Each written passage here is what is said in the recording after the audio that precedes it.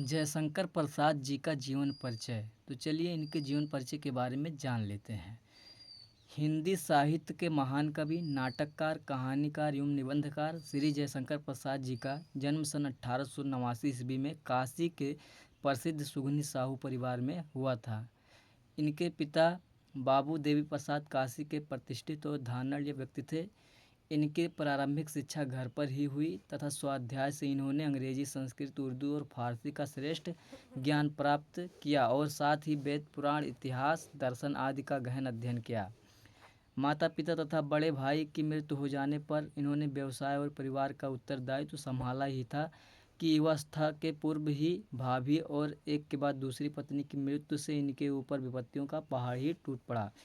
फलतः वैभव के पालने में झूलता इनका परिवार ऋण के बोझ से दब गया। इनको विषम परिस्थितियों से जीवन भर संघर्ष करना पड़ा, लेकिन इन्होंने हार नहीं मानी और निरंतर साहित्य सेवा में लगे रहे। क्रमशः प्रसाद जी का शरीर चिंताओं से जर्जर होता गया और अंततः ये क्षय रोग से ग्रस्त होकर 14 नवंबर सन 1937 ईस्वी को केवल 48 वर्ष की आयु में हिंदी साहित्य काश में रिक्तता उत्पन्न करते हुए इन्होंने इस संसार से विदा ली। आप सब देख सकते हैं, मैंने बहुत जल्दी बता दिया है आपको। देखिए अब शुरुआत से इतना लिखना है। हिंदी साहित्य के महान कवि, नाटककार, कहानीकार एवं निबंधकार श्री जयशंकर प्रसाद जी का जन्म सन 1889 ईस्वी में काशी के प्रसिद्ध सुगनी साहू परिवार में हुआ था। इतना लिखने के बाद आपको 1 नंबर मिल जाएगा। उसके बाद में आगे लिखेंगे, इनके पिता बाबू देवी प्रसाद काशी के प्रतिष्ठित और धनाढ्य व्यक्ति थे।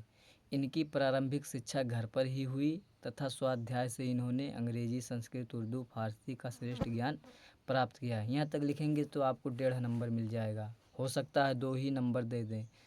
और साथ ही वेद, पुराण, इतिहास, दर्शन आदि का गहन अध्ययन किया।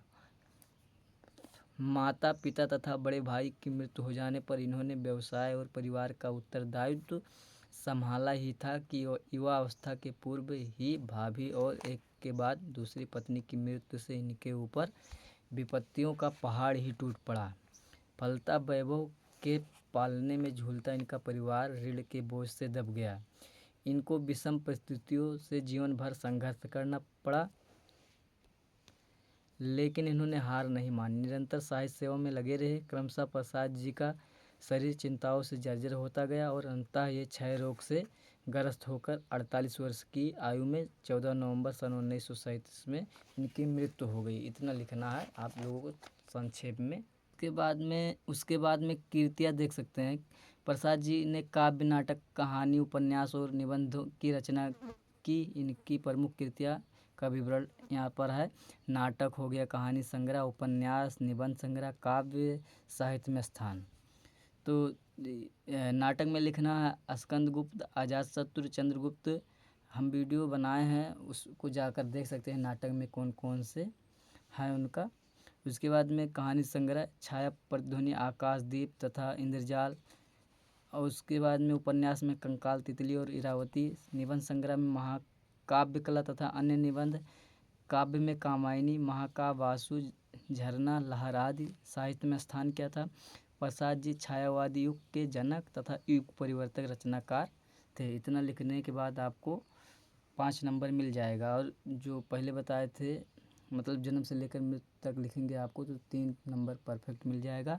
इतना आपका 2 नंबर कटता है, तो अगर इतना लिख देंगे तो आपको 5 नंबर पूरा मिल जाएगा।